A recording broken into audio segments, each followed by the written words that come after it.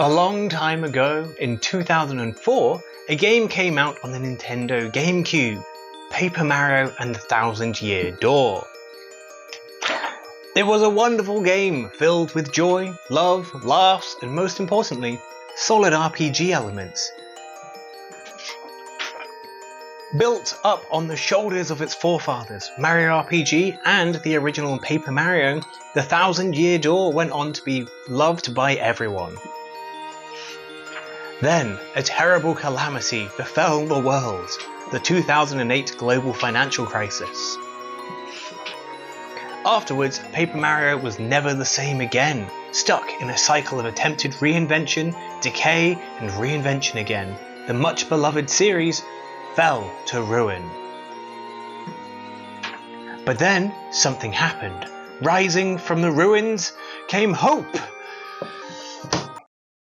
Okay, so this was trying to ape on the opening of Paper Mario, but I don't know if it really worked.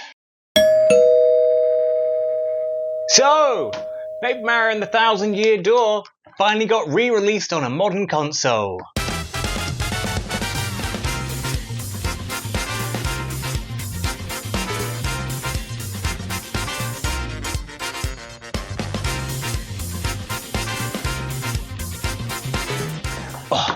It felt like it could possibly never happen. You know, in that way where everyone is collectively asking Nintendo to do that one thing, and then they just keep not doing that? Seriously, Nintendo, come on. But in 2024, the year of our Lord Luigi, the Thousand Year Door is finally released on a modern console, a whole 20 years after its original release. Jesus, I'm old! I remember vividly where I was when this was announced. At work, trying to pretend to not be watching a Nintendo Direct.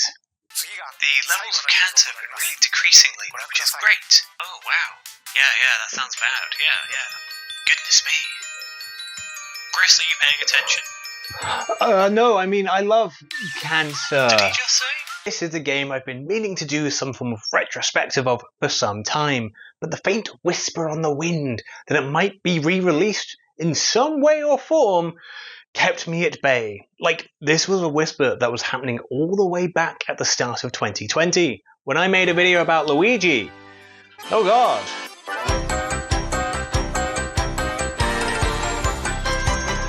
For those of you unaware, Paper Mario answers the question, what if Mario existed in a world where everything was made out of paper, including himself?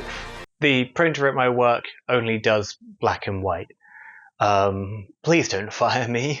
Yes, sure, in following games, not everything was made out of paper.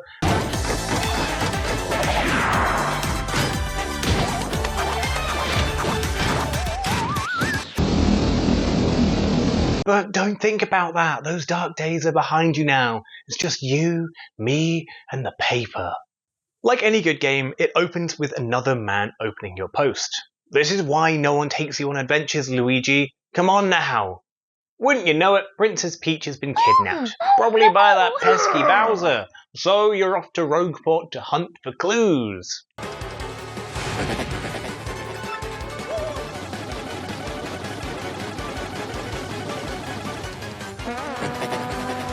After a warm welcome from some of the locals, you join this Goomba who decides to help you on your journey.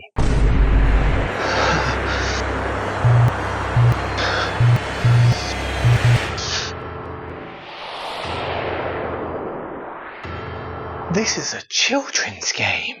You thankfully get your first clue as to Princess Peach's whereabouts through the power of your magic map, which takes you across the land, collecting crystal stars to unlock this mysterious ancient door.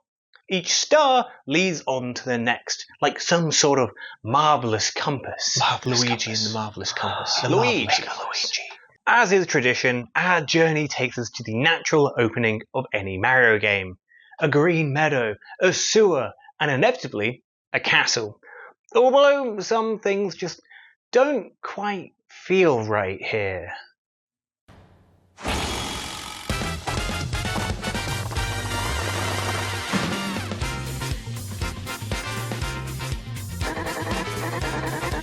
Yes, this isn't your standard adventure where you hop, skip, and hit with hammer to solve all of your problems.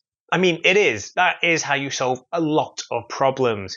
But it's also a game filled with puzzles and curios and just generally strange events that always keep you second guessing where the game will go or what it will throw at you. There's just always something afoot. Speaking of feet though, this dragon will let you smell hers. Yeah, this game's really weird. It leans into the world being made out of paper in fun and interesting ways, and not in overly self-referential ways, with things like the terrible curses that befall our dear Mario.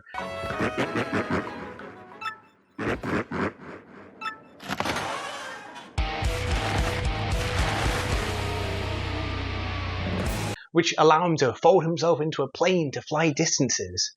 It's really neat. Otherwise, you're just hitting switches and solving puzzles for all sorts of boons, like this totally innocent chest. Oh no.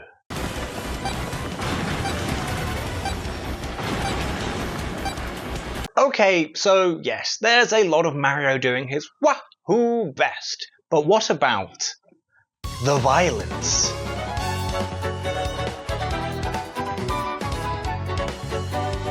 With this being an RPG, you naturally must enact acts of extreme violence. It's in the contract of all video games. And thankfully, Mario takes his hammer and really uses it to flatten some paper. Oh, paper is already flat. Paper Mario engages in the theatre of war. Literally, in that each fight takes place on this stage. It's really cool. It is good old-fashioned turn-based combat. You and your team get to attack the patiently waiting foes, then they too respond in kind. There are fun and simple ideas to look out for. You can't jump on spiked foes, and you can't hammer foes in the sky, which makes sense. Your attacks all have unique inputs that can benefit from a variety of things. If you build up tension in your hammer enough, it does a bigger hit, and if you jump at the right time, you get an extra hop. The enemy's turn isn't simply time for your brain to switch off and your eyes to roll back into your skull. Instead, you've once more got a well-timed button press to either block for less damage, or even retaliate to negate the attack in full and do damage in kind. The latter has a much tighter window of success, increasing the risks of just taking the entire damage up front. Despite the many years taking their toll on me, I am apparently cracked at this combat though. Gus, this bird fella, is pegged as an initial challenge to teach you a lesson in pain. But the only one being schooled is you, Gus! Ha ha ha! It's all coming back! I'm 20 years younger! I am in fact not 20 years younger. I remain quite old.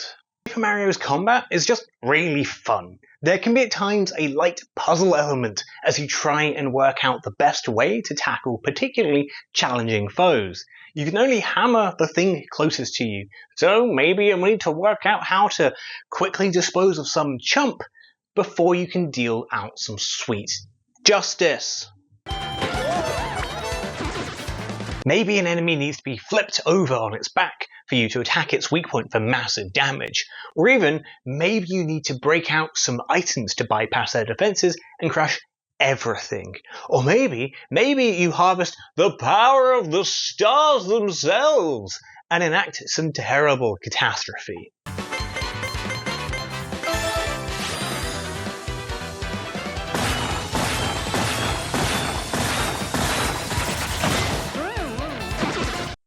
It's really fun.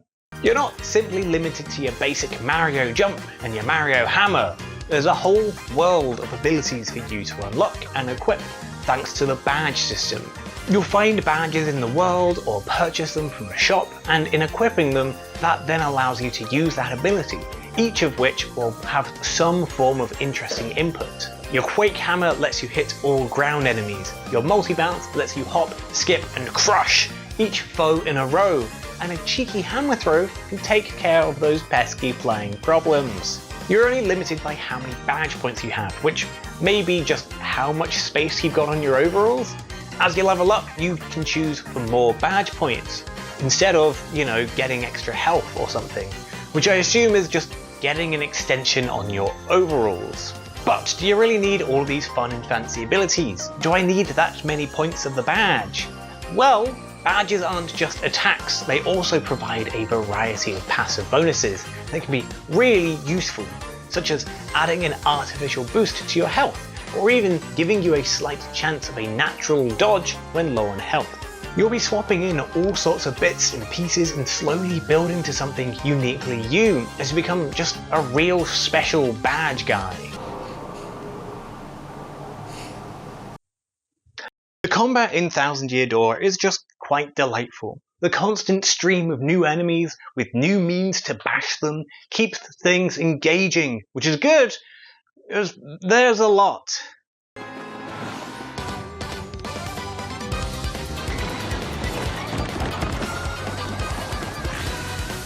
Also, the stage is an actual part of the game. This isn't merely a setting for your blood sports, but instead is a fun part of the fights.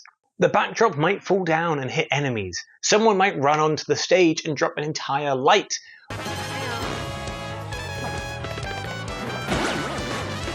Or maybe even a member of the crowd will decide to actively throw a rock at you, meaning you must deliver immediate punishment. As you level up, the stage grows bigger, the crowd gets bigger, and the effect it provides gets more interesting and helpful. Dry ice rolls in, making you harder to hit. Pyrotechnics get knocked over and blast the enemy. It's all really cool and involved. Really, there are but two complaints. One, you don't really use items that much, or at least I didn't. I don't know, maybe I'm just badged different, but I often found that I could handle most foes without the need of the thousands of damage or status effect items the game threw at me, often leading to annoying inventory management. The other is on the back of that. There comes a point where you can sort of crush foes in an area with incredible ease. Maybe only half a jump kills a foe. The sight of your hammer breaks their bones, but you still have to go through the dropping of the curtain, the lining up to look at one another, and the steady annihilation of several bloodlines. There is a badge later in the game that instantly kills weak enemies under your imperious hoof. But, well, that's later in the game, and there are reasons that I'll go into later that still make this sometimes incredibly annoying.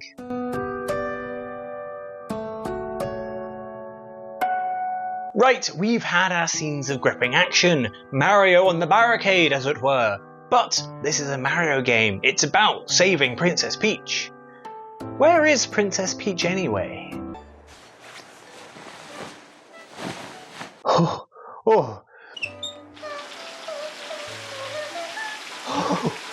my.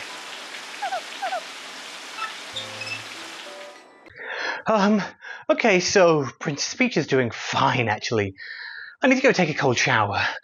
Contrary to popular convention, Princess Peach this time has not been kidnapped by Bowser, and instead finds herself spirited away to some mysterious high-tech base, trying to teach an advanced robot how to love. Daisy, Daisy. Wait, sorry, Daisy's someone completely different. Hi, I'm Daisy! But Princess Peach isn't her usual damsel in distress, silently waiting off-screen in an increasing number of different castles. She has her own agency. She spends the game with fun interludes between chapters, learning new information that she can then provide to Mario, sneaking through this mysterious base with a number of disguises, or, well, sometimes she's just having a dance with a hologram of herself.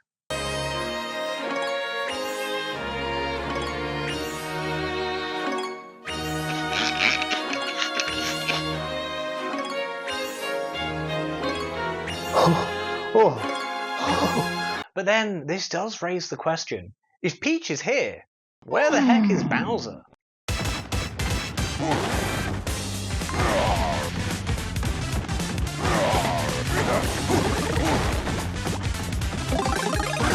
Yes, Bowser is also on his own adventure to try and kidnap Princess Peach and ruin Mario's day.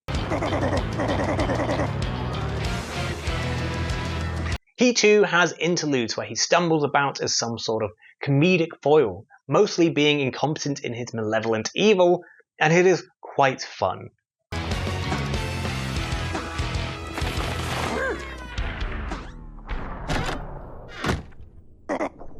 He spends the game always one step behind Mario in the hunt for the stars, like he has some misaligned marvelous compass. Luigi and the marvelous compass. Luigi. Okay, well, that's the other mainstays of Mario's entourage, but does this really follow the tried and tested pattern of grass level, forest level, desert level, ice level, and then ending in a lava level? No, not at all. It goes wild. Mario's quest for the Crystal Stars sees him recruit a number of companions to aid him. The shy Koops, the feisty Gumbella, the overly flirtatious Flurry, and each chapter provides a barrel of delights. What starts out as a simple treetop adventure rapidly turns into full-on warfare as you liberate a tree from the evil Jabbies. You search far and wide to increase your numbers, liberate your friends, or to push them to battle. Literally, you use Flurry's ability to just blow everything to cinders.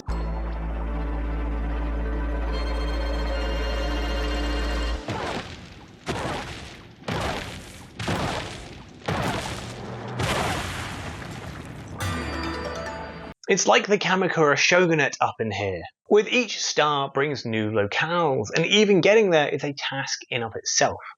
You engage in a mafia subplot to bring home the boss's daughter, or face the threat of violence and sleeping with the fishes, if you know what I mean. And that's just the start of the chapter. Before you know it, you're locked in a wrestling ring, fighting for your life, while also locked in on a deep conspiracy about Rock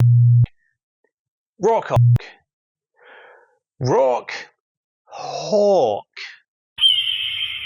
The writing is silly, the world is playful, and you're going to be smiling your entire journey. For the most part. The villains present with a Saturday morning cartoon level of villainy. Everything they do is with an overt wink to camera and a tongue-in-cheek level of buffoonery, which sees them swing wildly between incompetence and a genuine threat.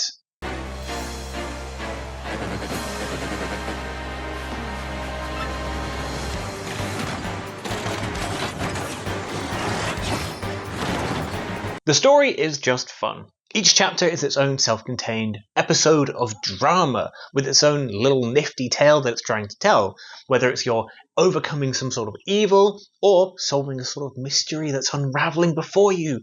Ooh. You gain a character, you help them develop in some way, whether it's overcoming their sense of inadequacy or, I don't know, beating up some ghosts. These characters do suffer from basically not existing. The moment you close out the chapter, they're reduced to a useful ability that lets you hit things far away, or at least get around a little quicker. The only one who gets any real repeated screen time is the entirely optional Miss Mouse, who turns up each chapter to flirt.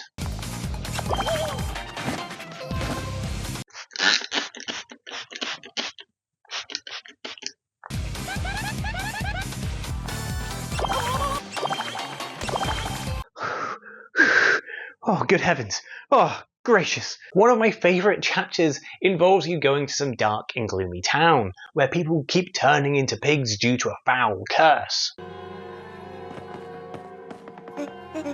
You storm the nearby church to try and put an end to it, facing off against the cruel, terrible demon of the realm.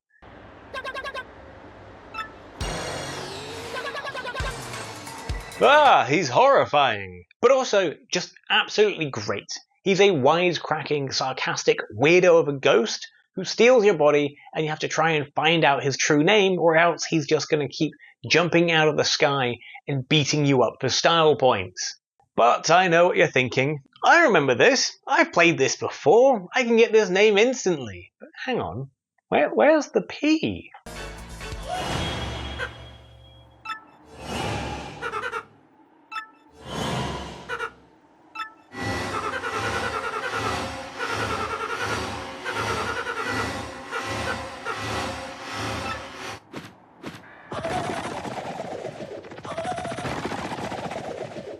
That said, this chapter is also where things really begin to grate when it comes to the one issue that absolutely plagues the 1,000-Year Door.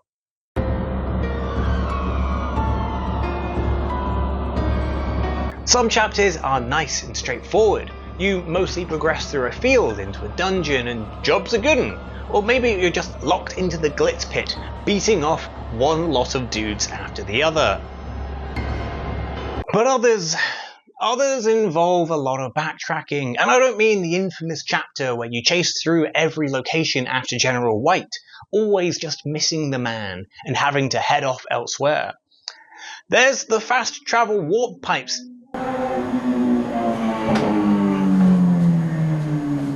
There's the fast travel warp pipes that existed in some capacity in the first game as well.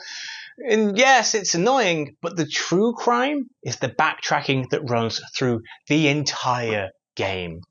Much like you will be too. The aforementioned Twilight Town chapter involves you going to the church. Fine, you fight the boss, but then something has gone wrong. So you walk all the way back to town by yourself. Then, when in town, get your socks rocked, run back and forth a little bit until you get Vivian on your side, to then run all the way back to the church, continue adventure, so you can finally run all the way back to town.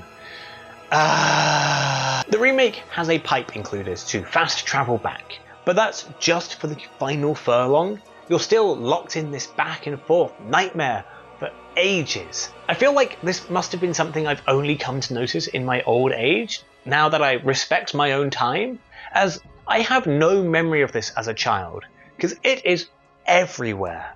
In the big tree, you go down here to get a key, you go back up to unlock that, go back down, go along this long path, spring a trap, go all the way back to get this thing. Now you go all the way back again to release everyone, go a little further, only to now go all the way back again, now with a time limit. Oh yeah, and make sure you don't drop anyone. Even the intro to this chapter is egregious. You go up to the tree, then you go further into the woods to this house. Fine. Then you go all the way back to the start to get a necklace. Then you go all the way back to the house on the other side, you start avoiding fights at all costs, and then finally end up back at the tree. And I think that's the issue, right? The game becomes less about, well, playing the game and more about avoiding some kind of awful assault course as you swerve between every single foe on the back of your little Yoshi. Look at his little straining face. He hates this as much as you do. Most RPGs with combat, be it random or placed, often don't feel overly grating as long as you're going forwards. Sure, you're realistically fighting the same sort of encounters over and over, but as long as you're going somewhere, it feels fine. You don't notice it. If you end up crossing the same courtyard that has the exact same fight in it 20 million times, things begin to feel wrong. I've already fought you. I've watched you die. Why am I fighting you for the millionth time? Where my patience really grew thin, however, was the Pirate Island.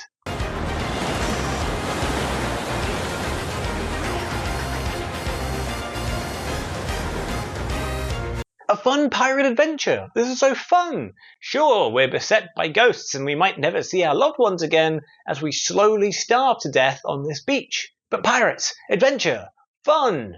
You may have guessed, given that we're still in a segment about this particular issue, that this is not actually fun. Your adventure begins with you heading out into the jungle, that harmony of overwhelming and collective murder. And you find Bobbery, but he wants one last drink of cola before he expires. Fine, run all the way back to base camp to ask for the cola. But it's just not coming your way unless you have something to trade for it. So you head back into the jungle to pick up the coconut you might have missed in the background, run all the way back. Great, get the cola, run back to Bobbery and smother the old man with it and hope his last moments are some kind of delicious death. He's alive! Great. But now we have to go all the way back into camp again to grab this guy. So we can once more run the full length of the entire jungle, dodging every single creature like it's the gosh darn trench run on the Death Star to finally put the gem in the hole and be free. To be honest, I think watching everyone slowly starve to death on the beach would have been much more fun.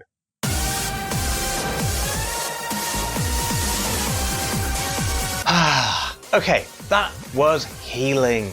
We got it all out of our system. We're all going to be better for it. We've had our mains, and now it's time for dessert. Let's talk more about just how fun this entire game is. The world is just brimming with character, and specifically characters. Everywhere you go, you get strange people, like this weird hippie dinosaur who travels the land, sexually harassing everyone, or the capitalist bombs, or the various scoundrels of Rogueport. It's not just a litany of toads. Locations and the populace, they feel unique. Glitz Pit is my actual favourite chapter of this game. I know I lied earlier, but I was saving it for later. It's an over-the-top wrestling show set in the sky. Each fight you're given a specific objective to fit in, and that's a fun way of engaging with the mechanics. The mystery that builds slowly in the background is greatly juxtaposed by the hyped-up wrestling. At some point, you flush yourself down the toilet to escape confinement.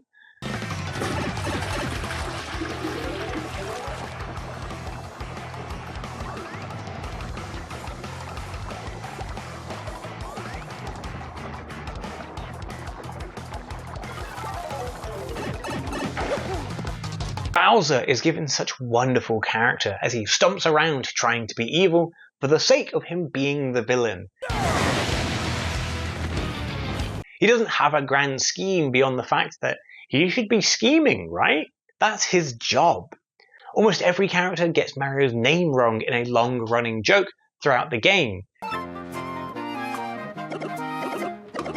You can dress up as Wario, Luigi, or even combine both to be Waluigi. The big bad dragon hates the sound of frogs, so now your hammer makes the sound of a frog.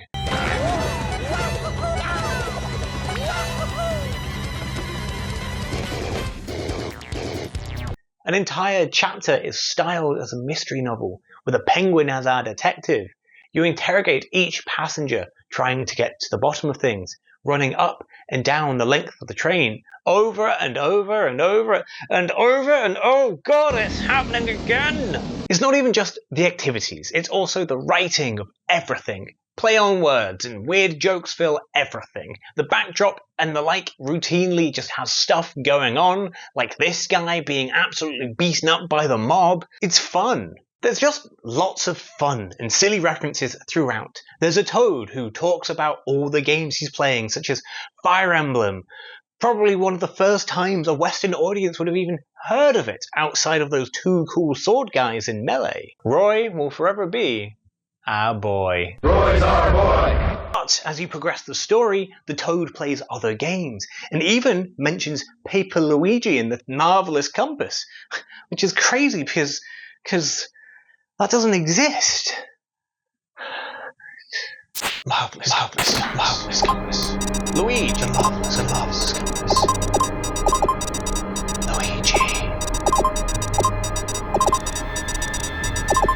Luigi.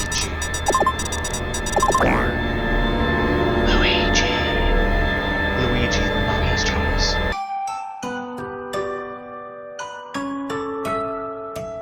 There is a reason why this game is so beloved, and a bit of a cult favourite. Sure, it has some terrible issues when it comes to exploration, or specifically the running backwards and forwards.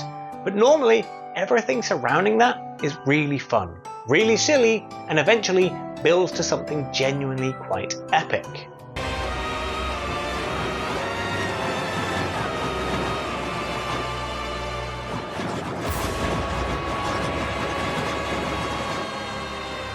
There are some truly touching and sad moments at play. Some are played off for gags in the end, others are just quite emotional.